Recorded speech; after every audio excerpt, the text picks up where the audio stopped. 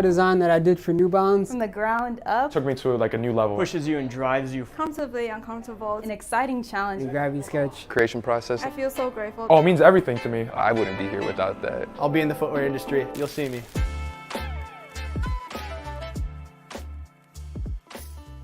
We have been working with New Balance for 7 years now. You know, it's really a partnership that wants to give opportunities to people of color to have a voice and place in the industry in footwear design, color and material design, apparel design, whatever it may be. We partnered with the Gravity Sketch education program for our pencil class. The team was amazing. Came in, trained the students, supplied headsets, and after a 4 or 5 week period, we had amazing results. Performance Reimagined was the theme 2030, and they worked to design a collection of footwear and apparel in a respective assigned category. So we had training, we had running, we had tennis, we had basketball, and we had trail. And by the end of this, there will be a number of students that are selected for a 1-year paid apprenticeship program in apparel design, footwear design, and color and material design. Before we had pencil, it was always difficult to find interns. So we'd post something, we'd get random resumes, we'd sit there going through things, and we found interns, but it wasn't the easiest thing. We have 260 students that have gone through the classes, another 35 that we've hired as interns, and then we have, of those 35, 11 are full-time hires. So when they go through pencil, it's kind of like boot camp. They learn all the basics of design, but they learn how to be professional. Add to that, they have a start with Gravity Sketch, so they're already 50 hours in, and we know that seems to be the tipping point. So that's an added benefit for us. Probably the thing I was most excited about this class, Gravity Sketch was introduced. I think where the history of New Balance, they've always wanted to try to be innovative but be connected to consumers, right? What we're seeing creatively is the world is changing. We have digital tools. Now what we're seeing is students using it, becoming connected to it in a way that they feel like, wow, I didn't know I could create that way. I didn't know that was possible, right? And every time the headset goes on and the controllers come up, they're like, okay, this is my chance to get better. We're finding that more and more designers that join our team come in with 3D modeling as part of their skill set. I've been in the industry for more than a decade, and for a long time it's been a very 2D based design process where 3D tends to be handled by another member of our team, and now it's become part of our design process. New Balance has always found a place for people of color, especially underrepresented people of color. So, they really are looking to change the industry and providing them with a safe space to be creative and design and have a voice. Oftentimes when we have students from this class join us, we find they come in familiar with the design process and they know what to expect, and so we can spend more time getting to the good stuff, which is really honing their creativity and helping them build incredible product. I always say it, there's people that are here that we never would have met because they didn't have the typical design resume, and because of pencil we met them. They're here, a lot of rock stars in that group. It's been great for me developing. I never would have thought the certain things that I would learn, how to work with a triad, with product developers, and just professionally just building myself up as well. Cedric was teaching the class, he did his own project, and when we showed up at Pencil, he had the whole thing built out in Gravity Sketch. So we were super impressed. He's been able to turn that into an internship here. He works on our field of play team. He's got his own cricket shoe that he's designing right now. Did it all in Gravity Sketch. He's got a great work ethic. His team is learning from him in terms of using Gravity Sketch and getting into 3D, so that's all we can ask.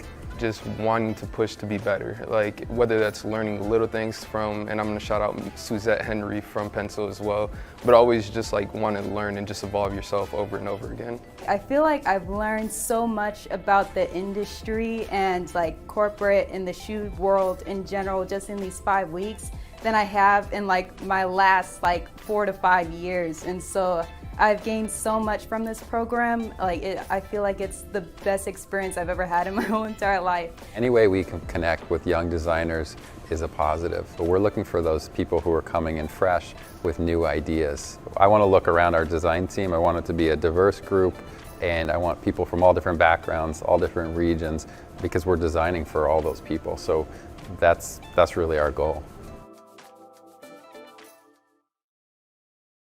Good afternoon, good evening, and welcome to the final session of the Round Festival. So really excited to introduce this one. This is a fascinating talk that we have today. So we'll be sharing about what it means to land your dream job. And today we've got VP of Digital Design and Innovation. You will have seen him before if you've been tuning into both of the days. That's Jared Goldman. And we also have the VP of Design for New Balance, which is Brad.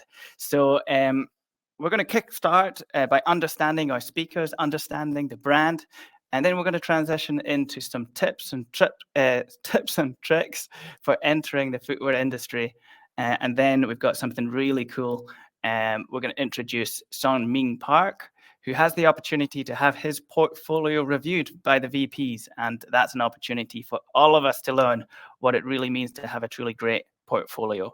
So without further ado, let's dive into the segment where Jared and Brad will share their insights on the importance of culture in the workplace and their background. So I'm going to introduce them to you, bring them on stage. So bear with me.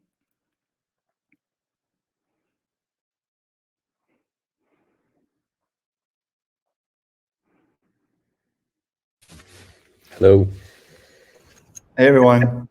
Good afternoon. Thank you guys so much for joining. Really appreciate it. And this is going to be a really impactful talk for so many people I know. Before we get started, I just want to say in the chat, guys, put your questions in there. We would love to help you guys as much as we possibly can. Keep this a super engaging conversation. I'll be checking that frequently and getting your questions across to the guys. But guys, yeah, we're here to discuss landing your dream job and what that means. And I think a good starting point is you guys, and how did you guys land your dream jobs? So Brad, why don't we start with yourself and a bit of your background? That'd be amazing. For sure. And Daniel, I want to I have my dream job, but I don't want to overstate it. So you were saying that the VP of design, it's not all design. So I'm VP of footwear design. So that made me sound even more grandiose. But yeah, I can talk a little bit about how I got into the industry. I sort of, at the time I was coming up in design, even finding industrial design as a career was not necessarily an easy thing. It wasn't kind of a ton of people doing that degree and not well known. Like I think in certain pockets of the country, maybe it was like a well-known profession. And then if you went even more niche, like into footwear design, sneaker design, that was super unknown. Like you didn't really know where, as a kid, like coming up through high school, like where all of this cool creativity was coming from, because we didn't really have the same kind of culture around sneakers that we did now. Like you didn't have all of Sneaker Freakers, Hypebeast, Complex.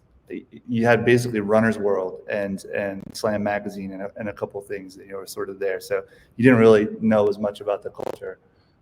So yeah, I had an industrial design degree.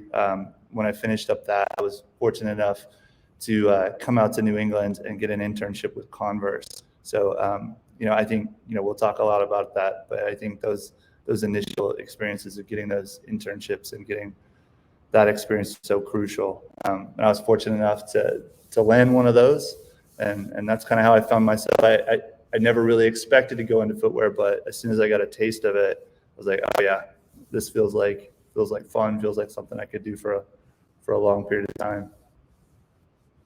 Amazing. Just one question before we move on to Jared, if that's all right. What was it about footwear that caught your imagination? Well, I mean, I knew in school I wanted to do like products that people had emotional attachment to. So I didn't, I wasn't interested in like medical equipment, or not to knock those other fields, but it just wasn't for me. I wanted something that people were kind of using as a language to describe their own personality. Like, and we know what those things kind of are, is like furniture and cars and clothes and the stuff you buy because the way it makes you feel, how you express your personality. So once I got in, you could just see like how people are affected by it, and the reaction is super cool. Amazing. And Jared, I guess same question to yourself. Like, what was your entry? What was your gateway into the industry? Yeah, thanks. Growing up, I played a lot of sports, football, baseball, skied, and I was also had a creative side. So I like to tinker around with things. I wouldn't call myself an artist, but I definitely like to build things and create things, take things apart. And went to school. I was a just general major, and then was thinking about architecture and found industrial design, and it seemed to be like the perfect mix of problem solving and creation and all of that. And really worked on my skills to be able to become an industrial designer. And while I was there, Reebok had something called Designovation, and they reached out to like 10 or 15 schools, and each school submitted, I think, 3 projects, and you just had to design something that you thought that Reebok could create. And I was one of 3 that was selected from my school. I actually designed a golf mat using Reebok pump bladders. It would like change the surface, and you could practice hitting off of different surfaces. And I was selected as one of the interns to come in, one of 3 interns to come into Reebok, and off to the races from there. And I was never one of these like guys drawing shoes in class all day or sort of thing. But once I got to Reebok, it was that mix of sport plus industrial design, and just it was just super interesting, kept me engaged. Amazing. And just don't want to touch on something that Brad perhaps alluded to. I mean, you guys are you carry a number of years experience. You're not old, but you carry some experience in the industry. I wanted to ask, well, how do you feel like the landscape has changed in terms of like getting into the industry when you were entering, and then throughout that period of time to now versus today? Do you want to go ahead? Yeah, I think there's a much broader entry now, right? I think in the past you had to be probably an industrial designer, maybe a graphic artist, that sort of thing. You had to have the education, and then share a portfolio through a job site. We're finding people through Instagram, right? People are posting cool projects, and we're following them, and then a job opens, and we're like, I think I should reach out to that person. There's just so many more ways to communicate with people that I think there's opportunity. And you just watch that video around pencil. That's totally non-traditional, right? They don't have, most of those students didn't have traditional backgrounds, but once they're given the opportunity, they've been, become amazing designers with us. So I think just so many different avenues where you can find people. And then there's so many ways to learn tools now, right? This whole 2 days is about sharing information. So there's so many opportunities for designers to learn new tools and become more well-rounded. So lots of opportunity out there. Yeah, I think I would echo everything Jared said. I think what I noticed over time, if you just think about from when I entered the industry until now, in those days it was, I think, primarily skills focused. Like there wasn't really the knowledge built around this whole space and culture like there is today. So if you could show that you were a good problem solver, that you had a strong skill set, that was kind of like a baseline, and you could get in with that now. And I just think as the sneaker culture and performance, I'm talking performance and lifestyle, all of it, like as that has evolved, there's an expectation that the skills are part of it, but not nearly enough. And so yeah, I think one is what's expected of the candidate is higher, but there's so many more places where you can see what your peers are doing. There's so, like, to the point of like Instagram or like 42 and a half or Concept Kicks, like all these channels just devoted to sneaker design. You can kind of see what it takes to get in. Like that was more of a mystery back then. Like you didn't really see that whole area of people just doing sneaker design. So you kind of never really knew how you stacked up to it. I think now you can see. If you're honest with yourself, you can look around and see what people are doing. Yeah, I'll maybe use this opportunity to ask a question that I know will eventually pop up in the chat. Is you've referenced the importance of a social profile there, right? Which I think is a sensitive point to a lot of people. And but how important is it to have a social profile in regards to career development? I think it depends on what you mean by that, Daniel. Like, Sorry, in regards to like an Instagram sharing work, that type of thing. yeah, I don't think you got to build up like a reputation on Instagram and all of that. I don't necessarily mean it that way because I don't think everybody's comfortable with that. Like I personally keep my like work and social profile kind of separate, but that's just a personal choice. Others it's more integrated, and I think everybody has their level of comfort. But I think when it is these kind of shared spaces where you're able to just see what others are doing, there's an opportunity to like contribute in that space without having to build some whole aura around your own personal brand and kind of like, I don't know. I don't think you've got to be doing that. It's more just you're kind of in and around the culture and seeing what others are doing. Yeah, I agree. When I said that, it wasn't, hey, every designer go out and build a Instagram post and start getting a following. It's just, it was a different avenue that was new to us to find talent. So yeah, I think you can learn from what's out there, but yeah, if that's not your thing, yeah, I don't think I posted a single thing, outside of, hey, we're looking for a new position or something. But yeah, it's up to the user. Yeah. I mean, I'm glad that we touch on it because I know it's a point of conversation that comes up a lot, and a lot of people feel pressure, but perhaps unnecessarily. And it's comforting to hear from you guys that, maybe it's not absolutely critical. Sometimes it can help in some ways, but also sometimes it can give you inspiration and use it as a place to find resource. But it's comforting to hear for everybody that with your experience, that it's not a must-have, right? I will tell you one thing though. Your social presence is, you can't erase it, right? So we get a candidate in, we look at their portfolio and resume. I'm looking them up on Instagram and Facebook and everywhere else to see what's going on. And so think about what you're posting, because yeah, it is personal, but as a job, as an employer, you want to know about these people, and we all look at it. There's no doubt.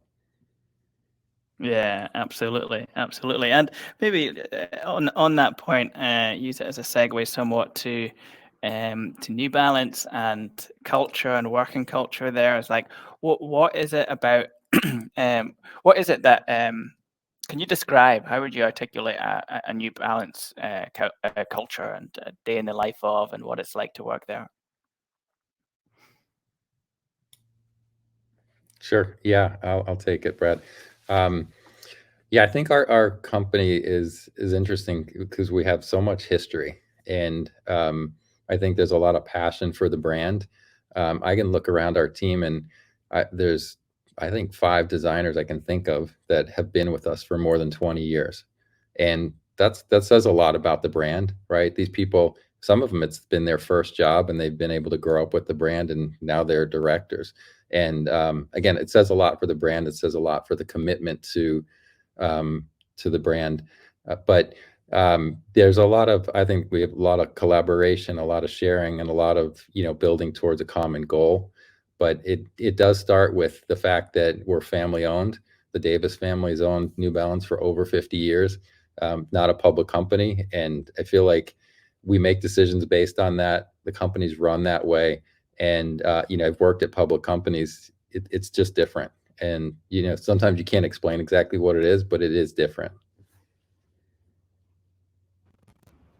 Yeah, I think that's really well said, especially about just ownership and, the feeling that you're hopefully trusted to do the right thing and not pressured into doing the wrong thing. I think as design leaders, that's like pretty refreshing, where sometimes there can be just the financial pressure to get a quick win. I don't necessarily feel that pressure in the same way here, which I personally enjoy a lot. I think the other thing for me around the design culture that I appreciate is we do have several offices around the world, and we have people kind of based in different locations. And we're building an ever more diverse team because of that. So it's not, I think at one time, years and years ago, it felt like a small American running brand. Now we are far more of a global sports brand, and our teams look like that. And I think we appreciate like those insights and differences that do exist between our cultures, and like how we can kind of bring that into one point of view. There's been a long and storied history with New Balance in Japan, through NBJ and how that was all built. So, you know, like Jared's saying, we've got employees there that are second generation, where their fathers were working for the brand in the 70s, and now they're leaders in the brand now. It's kind of crazy. I'm sure their kids will be running this place someday too. It's pretty cool to see. Yeah, and you mentioned about how global the business of New Balance is, and over the last, like, particularly 5-7 years, New Balance have been crushing it, right? What do you think it is about New Balance that has been so powerful to be a dominant force over the last few years? Honestly, I think a lot of us being ourselves. You know, like, I think we've had a couple of interesting, you know, designs that have come along that people have gravitated to, but I think once we, you know, internally we did a lot of work that hadn't maybe been done before to just figure out what do we mean in the space, like what does our brand really represent in the space. And there's great design partnership with marketing and business leaders to really voice what that is, because I don't think before that you could really ask everyone around the world, like, what does New Balance stand for? And they couldn't give you the same answer. But I think we kind of aligned around a central point of view and focused our design efforts and our marketing efforts down that path. And the other honest answer is I think we started really participating in culture in a lot stronger way. And that was getting into sport in a much stronger way than we'd ever been before, like getting into basketball in a big way, you know, getting into global football. We dabbled in that in the past, but like to go in much harder. If you see the athletes that we're engaged with today, like that was important. And then of course, I think people quickly point to collaborations, but it's a lot more than that. I think it's just how we kind of combined around our point of view in that space. And you know, no one's saying we've got it all figured out. I think we're pretty confident in who we are. We don't really want to be anybody else, and we're just trying to figure out where we're going, and that feels like a pretty good place to be.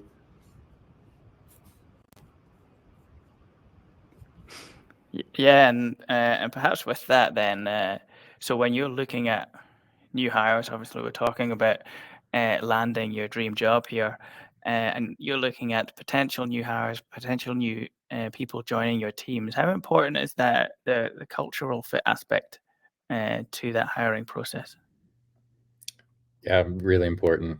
You know, we spend a lot of time together, and we want to make sure somebody fits with our brand.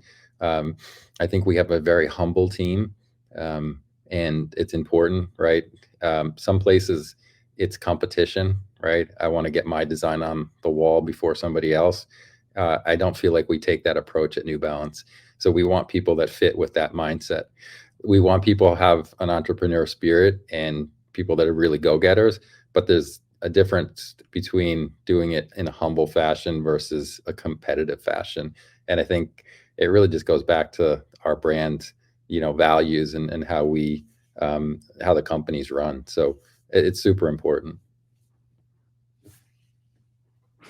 And maybe to even press further on it, how do you feel people can showcase cultural fit in their application, if that makes any sense? That's a tough one, right? Like, I think that's so much easier to do once you've gotten an interview, to like really be confident and comfortable in yourself and communicate well in a presentation. So I think once you're sort of in front of somebody, you know, practice that, like, you know, get comfortable in that interview environment where you don't feel like you're being someone else for the interview, because that I think will come across as wooden and stiff, and we can't really get a sense of who you really are. So I think part of it is how you handle yourself in the interview. I think too, like, yeah, I'd almost say don't go overboard with that in like your portfolio and stuff, because I've seen some people try to like get really clever about this, this is me, and they kind of go overboard with all the personal stuff, and it's hard to do that well. Like, you can come across as borderline unprofessional or a bit cheesy. So I think it's like more, I think once you showcase just the level of professionalism and your ideas and everything through your portfolio kind of get in the door, it's just important to be able to communicate effectively and show who you are in those environments. The other thing that I would say is everybody's past is kind of out in the open, right? So people that you cross, people that you've worked with, people you've gone to school with are going to vouch for you. And if you show them respect and, throughout that, everybody checks, oh, you worked at whatever brand, do you know this person? And either they have something good or something bad to say. So just think about that as you go through your journey, that if you stay within footwear, it's a small industry, right? We all know people at all these other brands. So you build a reputation as you grow. When you're younger, there's less to go on, but just think about that. The people that you come in contact someday could be vouching for you. Yeah, it is an industry that doesn't suffer divas very well. Like, it's sort of over time they tend to kind of thin out. Yeah, just on what Jared's saying. Yeah, I mean, is that perhaps another reason why you invest in programs such as Pencil? So you've got time to get to know people. Is that part of that? Yeah, I think any chance like Pencil where you get to know somebody over a longer stretch of time, you can really tease out like what they're capable of, how they'll fit into the team.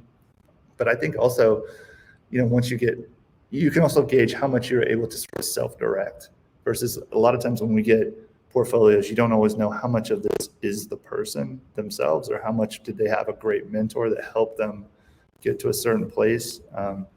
So yeah, those internships, if you're a hiring manager like we are, those opportunities to get to work with somebody over 3, 6, 9, 12, whatever long it is, are so invaluable, because we can tell it's really you. We can tell what you're about and not just a slick portfolio. Yeah, we've done, the Pencil program for 7 years, which has been amazing. But we've had our Design Foundry internship program I've been here 13 years. I think it's been around longer than that. But yeah, it's an amazing opportunity. It started with like 3-month internships, and we pushed it to now they're 1 year, they're full paid. You're basically an apprentice or like an associate level designer. And the people that put in the work and really go above and beyond are the ones that we hire. So, it's like a full year, interview process. But there's no question after a couple months, we know whether somebody's a cultural fit, if they have the raw talent, and if they're willing to put in the work to get better. So, all those things are great. The more interaction we have, the better. You're not going in blind trying to hire somebody. I don't think, did we mention about Cedric, or did you want to mention that he's Yeah. So Cedric, you saw in our video there with Pencil, he was a teacher. He was like a teacher's assistant at Pencil, and we had started talking to him, and he was interested in learning, and we showed up for like our final presentation, or their final presentation, and he had built a whole project and done it all in Gravity Sketch. This was a year before we started working with Gravity Sketch and Pencil. So we were extremely impressed. The teachers couldn't say enough about Cedric, and we brought him in to be an intern, and last month hired him full time. So he's on our running team, and one of our up and coming designers. But those are the stories that are amazing, right? Mm-hmm. I wouldn't probably run into Cedric if it wasn't for Pencil. So, but he took the opportunity and made the most of it. He works hard. He's always wants to learn. And like we said in that video, he's teaching others around him how to use Gravity Sketch now. So it's awesome to see. Yeah, I mean, it's super cool. I mean, it's a great video as well. I'm glad we started with it. it's fascinating to see the journey of those designers, and it's great to see those success stories. I'm going to hit a couple of the questions that are popping up in the chat. We're talking to a community of 3D in general, people trying to communicate in 3D. So we've got a lot of questions that refer to 3D. But before we perhaps get into it, I'll ask one of the first questions is, when you're looking for interns, do they have to have experience in 3D? I can jump in on that one. I have to have are strong words, but we're just seeing more and more that there's few who don't. Like it's, you know, if you think of the whole spectrum of people that you're hiring for in a brand like New Balance, not everybody's coming from a hardcore industrial design background, and we don't necessarily want that to be the case. So when we hire somebody from maybe fashion design, maybe they know 3D, but maybe it's not a typical footwear 3D program, or maybe they don't know it. And I think that's one of the beauties of something like Gravity Sketch, is that the learning curve is not so steep. So, you know, if you're able on your own to teach yourself, you can show that you have that capacity to learn. But yeah, like one of our, I mean, I'll just call her out now, but one of our highest users of Gravity Sketch at New Balance doesn't come from an ID background, doesn't come from a 3D background, but she saw the power of the tool, and she's one of our highest volume users right now. And somebody we kind of showcase, because she's just found that it helps her process so much. And she's just, you know, incredibly well-rounded designer now. But yeah, I don't think it's a deal breaker for sure. But it's always been the case for footwear design that we wanted to hire people who could think in 3 dimensions. And that's always been critical. And I think the new tools now just allow you to demonstrate that you can think in 3 dimensions, because you can show that with something pretty simple. And what are the tools that are perhaps standing out to you guys, or what are the things that you pick off on a portfolio and say, hey, that's really interesting? What are those kind of standout tools that are useful for you guys in footwear? And knowing that this is broader than Gravity Sketch, of course. Yeah, I mean, I think when I think of like looking at portfolios, like problem solving, right? If you can look at somebody's portfolio and see how they solve the problem, that's a big thing. Sketching, right? Hand sketching is still a big deal, right? Not everybody can sketch. Everybody can seem to use Viscom these days, but sketching is still a skill. And then I'm looking at 3D skills. So Brad and I have discussed this, but I am a big fan and push 3D big time. So I'm looking for that skill in somebody's portfolio, because it's hard to learn. And so if we can find people who have the skill, that's, you know, one step closer to seeing designs in 3D. Yep, Brad, I'll let you talk. You can talk tools. No, I was gonna be a smart aleck and say a pencil, but like you kind of said it, that I think you know, the very basis of design is being able to communicate. And so like it's a spectrum of tools. And I think I gave a presentation a while back that was just talking about the tools just been added over time. You know, designers were using French curves at some point. Does anybody want to go back and use French curves? Like, does anybody even know what a French curve is anymore? Like that kind of craziness you just wouldn't do anymore. And I just think we went through a period where some of the digital tools had like a real high per entry to do something like footwear. Like footwear was slow to adopt, you know, through the 90s and early 2000s. This is really slow to adopt a lot of the 3D and digital tools, just because of the complexity of the product. There's not many excuses anymore. Like the tools are getting pretty easy. So yeah, I think people are all over the VR tools. Sorry, not the VR. Well, VR tools, yes, but also the AI tools. Mm-hmm. You know, that is really pick your tool. But I've kind of got mixed feelings about some of them, where I think it's like takes too much of the hand of the designer away. You lose a little bit too much control, and it's just generating junk. So yeah, I think whatever these tools that you're picking up, it doesn't stop you from having to be a designer. You still have to be able to look at something and say, is that good or is that bad?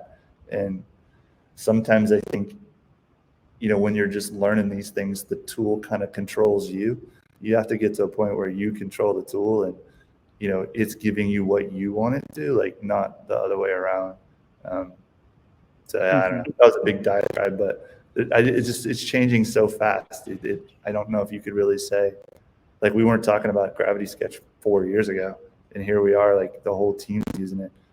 Like in 4 years, like how many more tools are we going to add to the Adobe suite that we had for years and years and years? There's probably 5 more we don't even know about yet. So I just think you got to keep learning them and demonstrating that you're a master of them, that you control it. It does seem though that with 3D tools, so we went deep into Modo, and seems like those sort of surface modeling tools, once you learn one, like if you know how to use Modo, you probably could use the different ones. So it's like you have to be able to think that way. And I don't know, Brad, we're old designers. That's what I've been told the last 2 days. But we learned in a plane, 2D plane. But once you learn that 3D plane, it seems like it all clicks in. But yeah, so our main tools right now, Modo, Gravity Sketch, are really the key ones. We're using KeyShot for some rendering.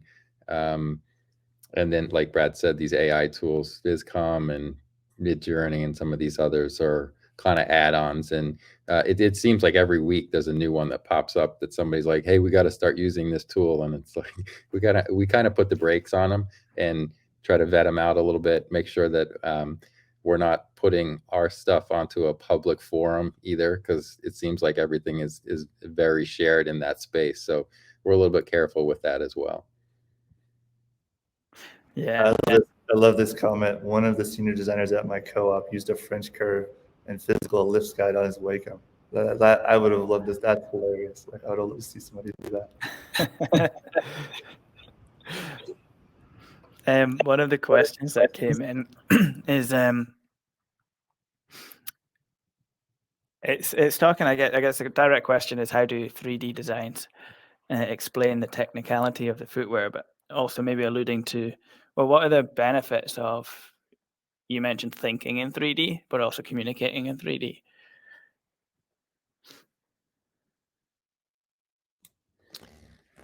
The benefit is that there's just no interpretation needed from somebody else, right? So we work with a lot of people that aren't as creative or visual as we are, right? So if I have a 3D model and I can spin it around and somebody can see exactly what it is, they don't have to interpret from a 2D drawing and then take that to a factory level. When we send something to a factory, we want it to come back right the first time. That doesn't happen.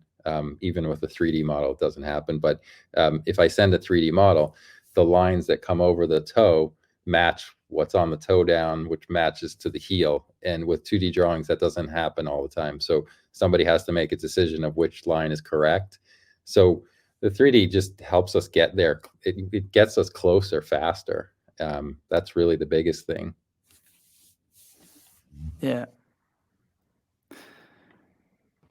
Yeah, I don't have a ton to add other than, the 3D in the best cases we see is like when it's really connecting the digital and the physical in a faster, more straightforward way, and there's less guesswork. And, if that's cutting time out of our process where we get to exactly what it is we want to build, that's where it really shows its strength. So I think we continue to evolve our process as the tools develop. Like, we keep sort of shifting how that works, and we keep putting pressure on the factory partners as well to like adapt their processes to that way of work. So we're communicating in a stronger way and just building a higher quality product. Yeah, fantastic. Guys, thanks so much for sharing a little bit on those questions that were coming in the chat. And guys in the audience, please keep the conversation going. We are reading them. We will try and get to as many of them as possible. At the same time, we would love to transition the conversation now to portfolios. We've obviously got something very interesting coming up where Songming Park is going to share his portfolio, and we'll have a bit of an opportunity to discuss that and use that as a platform for I guess, things that you guys look for in portfolios. Before we get into that, I mean, there's a couple of questions that maybe overarching relate to that. And one of them is, this is a unique opportunity where Songming Park is getting an opportunity to share and get feedback from you guys on portfolios. But that's not normal, right? If you were in a younger designer's any level of design, to be honest, any sort of experience level of design, and they're looking for a bit of feedback on their portfolio, what advice would you give them? Where do they go? Is there any platforms, people to go to, or how would you get feedback on your work, your portfolio? Well, that's a good question. I think the first one is you got to find someone who'll be honest with you. Like that's the starting point for me is if you have whether it's a professor or you have someone who's a peer in your class, he'll just be straightforward and tell you when they think something's good. I think it's, I hate to like bag on my home country, but I think sometimes in our education system, it's gotten a little bit soft where people don't give you like honest feedback to make something better. So I think you have to like prepare yourself and be welcome to that feedback, and then find people who you value their opinion and you think will give you honest feedback on that. That sounds like an obvious thing, but it's really human nature to like not want to put yourself out there or be like a little sensitive. I think designers especially, we're so mentally connected between who we are as people. Like not many jobs where you say, who are you? I'm a designer, not what do I do, design. It's like different. We really connect our own personalities with being a designer. So you got to be able to kind of parking lot that a little bit and find somebody who'll be honest with you and say like, that maybe don't do that or, give you the real feedback. Yeah, the other thing that I would say is, and don't, hopefully, Brad, this doesn't open this up, but find people in the industry that you respect and connect with them on LinkedIn and ask them for some feedback. I think a lot of people, will give back, right? Because they know you have to get started somehow. And we were all in those positions at one point. So, I try to do it when somebody reaches out. It doesn't take that much time, but it feels like that's what we should be doing. Yeah, I think like you were saying it earlier, Daniel. Like remember when Core 77 was just really getting going back in the day? People are uploading their. I was never going to put my portfolio up there, to be honest. I don't want to get lit into by the internet. So like some people are just not comfortable with putting that stuff out there. That's kind of why I was saying like find somebody. I think what Jared's saying, if you can find somebody on LinkedIn and get someone to ping you back that you can have more of a one-on-one, that's amazing. It's not easy, but you might have to knock on a few doors. But I get like getting trolled on the internet is not the most fun way to find out whether or not your work's good. Yeah. I hope that's what, as we move into Songming Park, I hope this is, you guys are going to be nice and kind, and it doesn't turn into an internet trolling. So we're doing something very unique and interesting. I think it's really for the benefit of everybody in the audience, because as we go through Songming Park's portfolio, we're talking about portfolios kind of in general, really. We're picking out things that are good or interesting, things to look for, the things that you guys as people who hire are looking for. So I'd love to get to that portion because I think it'll be very interesting, and we'll try and answer some of the questions in the chat through that conversation. So I would like to bring Songming Park on the stage, and then he can talk through just 5 minutes on himself, on his portfolio, and we can just have a very candid discussion. So welcome, Songming Park. Hi. Thanks for joining us. I mean, just as a context for everybody tuning in, so basically what we did is we just put out an open call out and said, hey, look, who would love to have a kind of discussion around your portfolio with some guys in the industry. And Songming Park very graciously, but also was quite keen to get a little bit of feedback on his own portfolio. So that's what we're going to do for the next 20, 25 minutes. So if you don't mind, Songbing, I think it might be just good to start just introducing yourself. I mean, you can share your portfolio if you like. I think at some point it'd be useful to go through it in more depth, but perhaps just a brief introduction to yourself first. Okay, I will share my portfolio first and introduce. So, hi, I'm Somin Park, a footwear designer in Seoul, South Korea, and most of all, I'm so grateful for this opportunity. Thank you. And I studied ID and sculpture in Hongik University in Seoul, and recently worked with the Korean footwear brand called K2. And now I'm looking for a job, and so I made this portfolio. So let me share. Okay. So I'd like to introduce you to the most recent work called Wave. So this is the Wave, and I found a problem in here. So the step back is the basic movement that every basketball player does these days, but I noticed that the Luka Doncic's shoes are almost the verge of the rolling over. So I analyzed strength plate of different basketball shoes and decided to make something for step back using them. So this was the design brief. So there is 3 goals for them. The first one is preventing slipping and rolling over, and the second is harder kick, better support, and the third thing is the better propulsion. So okay, this was the 48 shank plates drawing or the result. I sketched X, V, and the U, O, M, and the vertical and the horizontal and the hemisphere shank shape of the shank plates. And I choose the V shape because the floating bottom structure would give it more proportion. So this was the final sketches about it.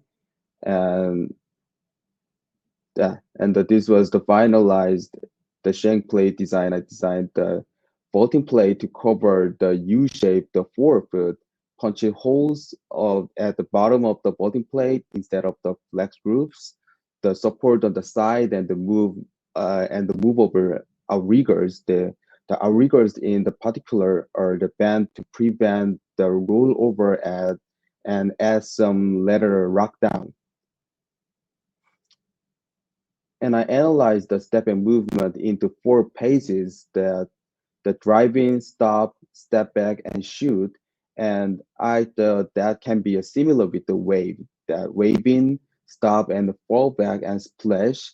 Even the better of the wave and the arch of the shoot is quite similar. So the concept and the name of this shoe is wave. So these 56 thumbnail sketches were made using the arch of the wave as the design motif. The key to choosing the style was finding shaft that was intuitive and simple. And this was the variation design about it. And this was the final sketch. And I analyzed the player step back and observed that the most players kick at the 45 degrees and the shoot with a turn stance. So I decided that the 45 degrees on the lateral side of the sole is the full break zone. So I felt this was the way to further maximize the agility of the players whose heel don't touch the ground. So, and I also learned about the F1 tires that have no tread to maximize the grip. So I devised the way to grade the grip by adjusting the density. And this was the final sketch, and this was about the function.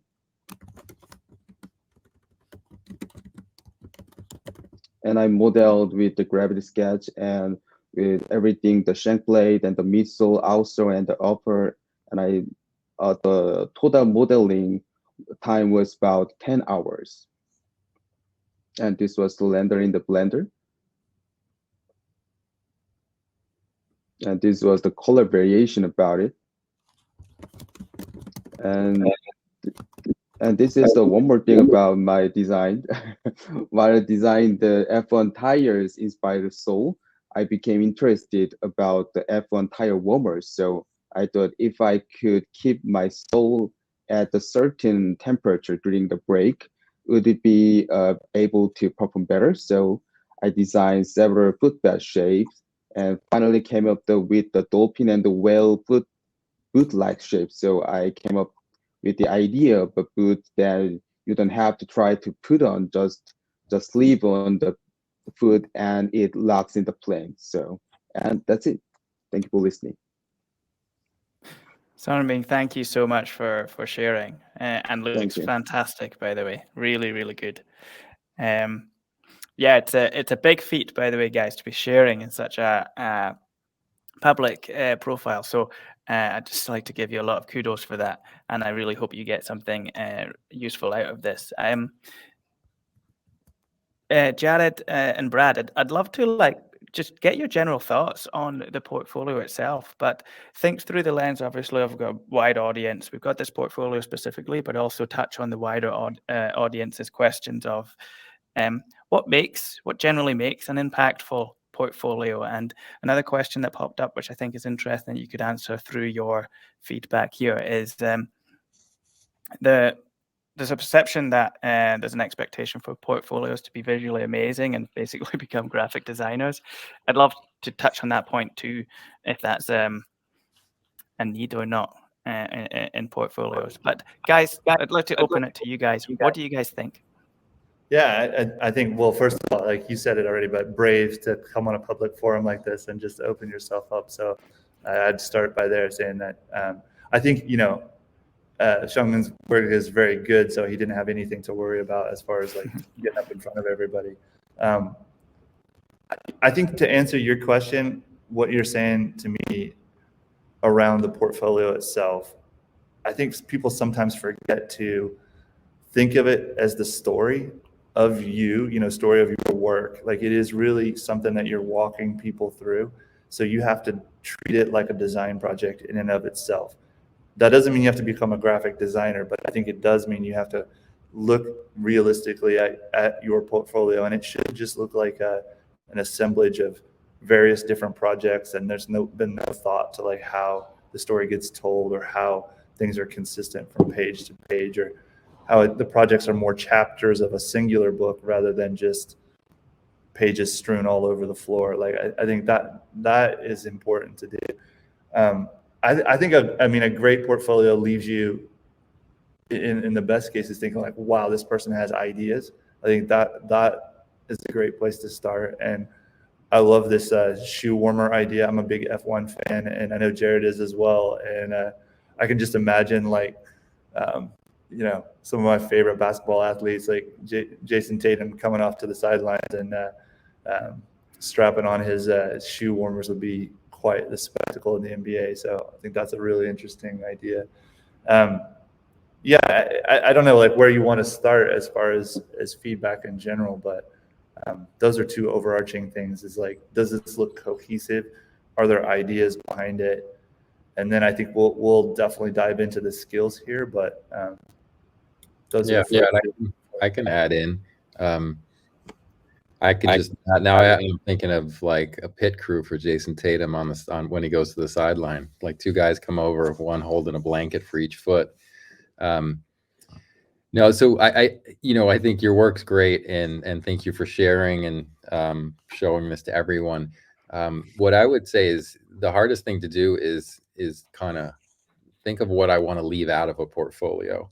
And like everything that you put in here is meaningful to you because you spent time on it and it was part of your thought process.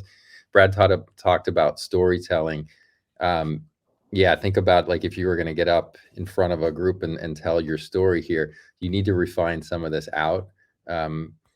You could have it in your portfolio as a sketchbook or something else where you just want to show the breadth of your abilities, but I would think about how to refine it. And, this is a perfect page just to talk about like, what's the one thing you want me to look at on this page, right? And when there's a lot of images and a lot of text, I'm not sure where my focus is. When you talk me through it, I get it, but most of the time you're not going to be there talking to somebody. So you do want to spend some time on the graphic side of your portfolio and really refine it down so that it tells that story as somebody views it.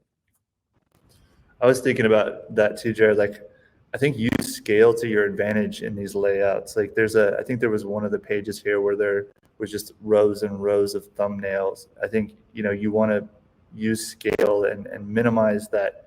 If you want to get credit for all the work that was done into it, great. I think to show all that background work, you still want to be able to tell like what was the most important idea. And honestly, the last thing you want to do is have someone look really deep into that page and go, well, why didn't you pick that idea? I think that idea was better. So, lead people through your work and don't let them kind of, wander around the page until they find something they think is interesting. The other thing too is think about, we see lots of portfolios, right? What's going to set you apart? And I think if you go to like ID school, there's a set formula for a portfolio. And, it starts with the consumer and then goes through the whole process here. What is it about you that's unique and different than the 9 other portfolios maybe that I'm looking at? So I think about that format. I talked about problem solving, sketching, 3D abilities. If you have 3D ability, I think that's something that you should really highlight because not everybody has it. Not everybody has it coming out of school. Again, on your website, I saw some really nice video animations on, I'm looking at it on my other screen, on the Airweb sneaker and some of these others. Those are really impactful to show how you can take something from a concept all the way to like a realized idea. But again, I think it's about refining down the message that you want to tell to the person that's looking at your portfolio. So, I think like to that point around the tools, I said earlier about being a master of the tool and not letting it kind of like wander and dictate. And I think you did a really nice job of that. Like from your 2D work on this project to when you went into 3D, like my question might have been like, okay, all this great 2D work, it looks like he can think in 3D. You answered the next question like, oh, I saw some Gravity Sketch 3D work, and it didn't look like the project deviated from your initial thought. Like suddenly that Gravity Sketch model didn't look like it was just some other random thing. You were in control of that. And then from the Gravity Sketch model, my thought was like, okay, well, that's cool as a base, but is he good at sort of making it look more realistic? And then you went to that next page of the Blender and you could say, oh yeah, this person has the ability to really like follow it through. So that was like a nice progression of someone having 2D work with 3D thinking, moving to 3D and not having the project go sideways, and then moving even further into rendering and being able to show good use of color materials, have it look realistic. In each case, I thought you were in control of the tools. Oh, thank you. This is really helpful for me. Thank you so much. And I have to be more objective and keep it down short, so and show my strengths and identity better. Thank you. I've just got a question for you guys, and we can work off that too. Is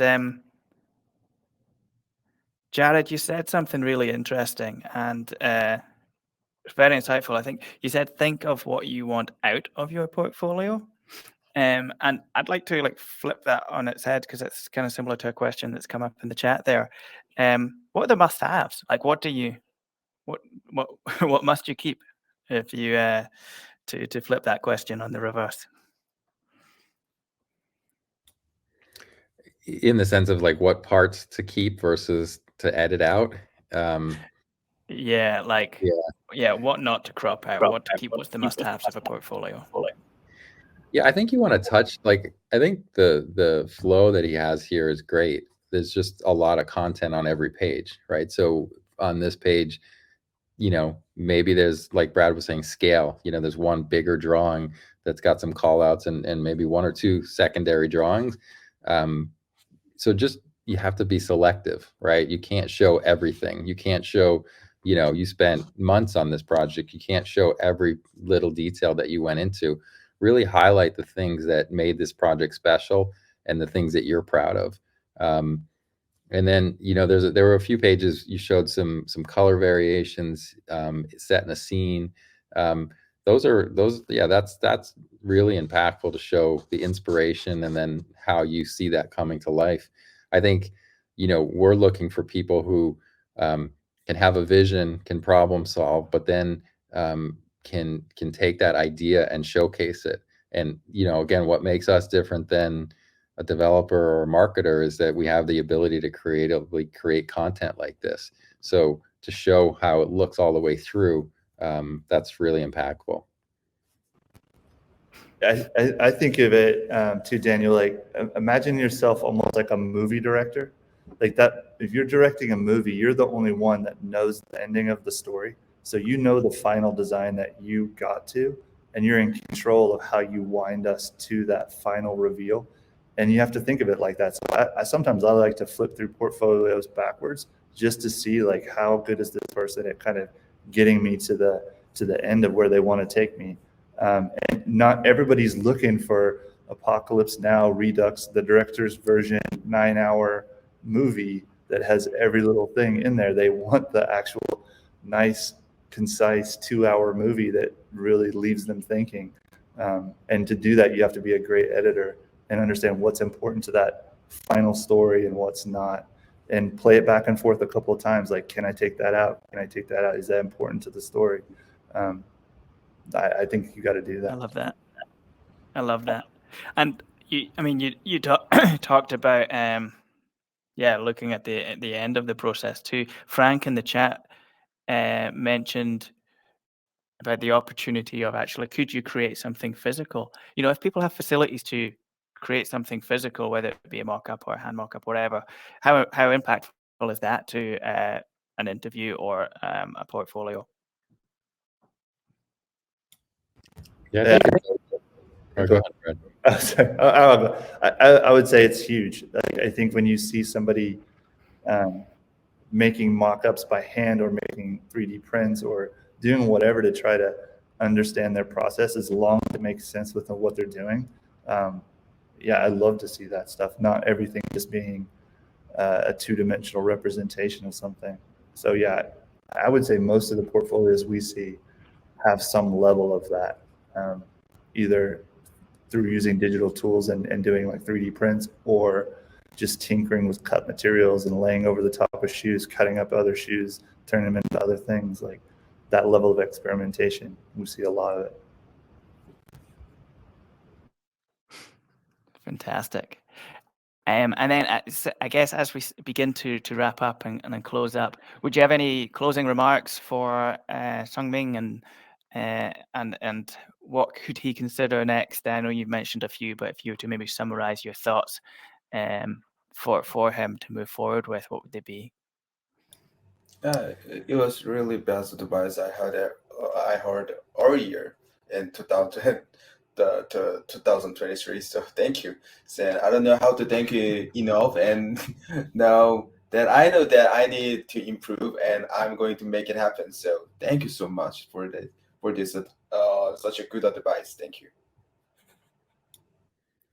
Yeah, just to add some comments, I think his portfolio is really strong. So congrats on that.